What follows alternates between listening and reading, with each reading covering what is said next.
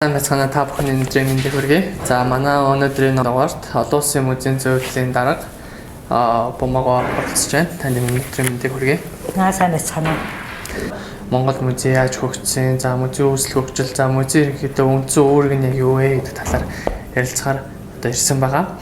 За танаас ингээд ерөнхийдөө одоо яг музей гэж яг юу хэлж байгаа вэ? За тэгээ музей ер нь одоо хэдийн үеэс үүсээд за тэрийг ерөнхийдөө музей яг үндсэн үүрэг зориултанд нь та юу вэ гэж ер нь хардаг байна. За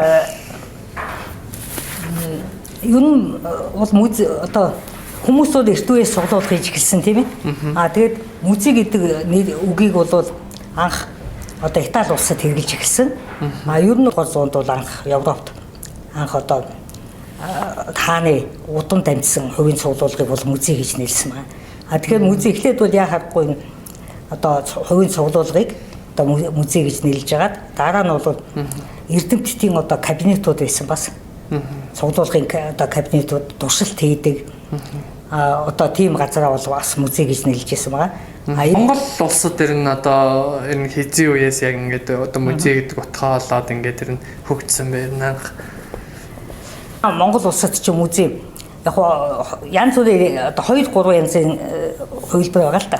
Музей гэж одоо Монголд яаж үүссэн гэдэг. Зарим хүмүүс бол яг одоо Данзан аривжаа гээ одоо Дорноговын Данзан аривжаа шүү дээ. Тэгээ ноён хөлтийг бол цуглуулгатай байсан. Тэрийг хадгалдаг одоо тусгай хүнтэй байсан байх тийм ээ. Тэгэхээр энийг бол музей гэж бас зарим судлаачид бол өгүүлэл бичсэн байгаа. Гэхдээ одоо бид нар сая 24 онд байгуулагдсан музейг орчин цагийн музей гэж тодтогч нэрлэдэг байгаа. Тэр нь бол одоо яг одоо улсын бодлогоор энэ музей байгууллагыг ардын засгийн газрын юуны тогтоол гараад судар бичгийн хүрээлэнгийн харьяанд анх одоо музей байгуулагдсан. Тэрний өмнө бол яхахгүй тэр Данзан аривжаагийн цуглуулга байсан бай. Тэр түүхэнд мэдэгдэж байгаа нь тэр шүү дээ. Бусад хаад оюутнууд бас одоо цөөхөн л мэдээ байгаа л да. Өөрийн цуглуулгатай байсан байгаа. Ер нь хүн гэдэг чинь байгалаасаа юм цуглуулдаг тийм хүний одоо юу инстинкт гэдэг юм уу тийм цуглуулах тэгээ бие биендээ үзүүлэх тийм хүний байгалаасаа яасан тийм сонирхол байна л да. Тэгэхээр манай Монгол ноёдууд хаадууд бас цуглуулж байсан. Ялангуяа одоо түүхэнд бидний мэдэгдэж байгаагаар болохоор энэ 8 дугаар богд авсан та бодогч их сониуч хүн байсан тийм ээ. Одоо энэ богдын ордон музей чинь бас одоо янз бүрийн цуглуулга байсан байгаа шүү дээ. Тэгээд манай улсад болохоор одоо 21 он судар бичгийн хүрээлэнгийн харьяанд засгийн газар нам одоо бодлоготойгоор музей байгуулад яг 23 онд нээгдсэн 24 онд нээгдсэн гэж бас ярьж байгаа. Яг ямар ч байсан музейн товчоо гэж байгуулаад дараа нь одоо байгуулагдаад тэгээ 24 онд бол улсын анх дугаар хуулийн төлөөлөгчдөд үзүүлсэн гэж байгаа. Одоо манай улсад бүгд найрамд Монгол бүгд найрамдах засаглалыг тогтоосон 24 оны 11 сарын 26-ны баяр болдог шүү дээ. Тэр үеийг гişь одоо их хурлын төлөөлөгчдөд тэр одоо судар бичгийн хүрээлэн хөдөө хүмүүсийг томилтоор явуулаад янз бүрийн мөн Монголд байсан археологийн одоо экспедицүүд бас яг Каслов экспедиц гэдэг хүн ноён уулын Эндрюсийн өдөг гүрвлийн гэх мэтчлэн ингээд анхны цуглуулгад бүрдсэн байна шүү дээ. Тэгээд тэрийг одоо хүмүүст үзүүлж исэн. Тэгээд бид нар сая энэ 12 сард одоо Монголын музейхэн 100 жилийн ойг тэмдэглэлээ. Дахинд музей хөгжөөд нийгэм соёлын институт юм а гэдэг хүлээн зөвшөөрсөн үед Монголд музей хөгжсөн байна. Гарч ирсэн.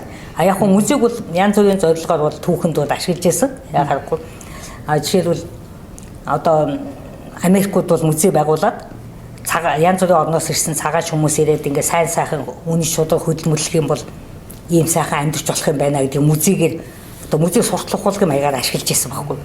За Монгол улс одоо энэ олон улсын музейн зөвлөлд яг хэдэн онд эсээд за тэгээд энэ музейн зөвлөл нэр нь одоо яг нэрээ Монгол улсын одоо музейн хөгжилд яг ямар нөлөө үзүүлж байгаа талаар та ярив. Энэ олон улсын музейн зөвлөл гэж байгуулах чинь болохоор 40 онд байгуулагдсан.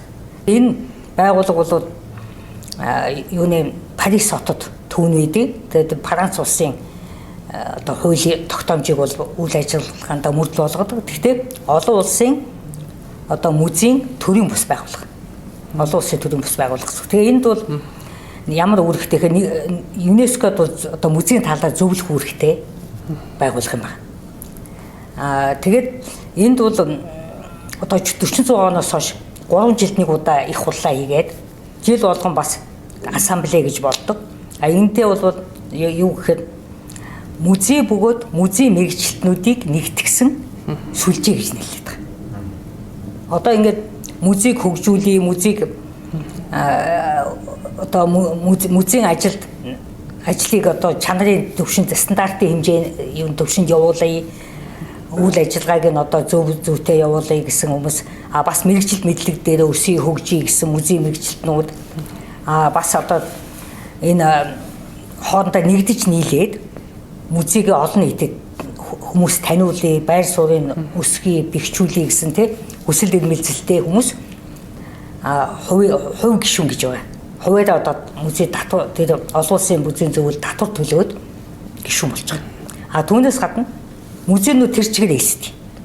Эсэж болно. Бүх улс орны өөрсдөө өргөдөл гаргаад зарим одоо орнуудад бол ихэнх нь голдуу байгууллагын гишүүд байна. Одоо институтийн гишүүн гэж байгаа байхгүй. Зарим орнд бол хувь гишүүд байна.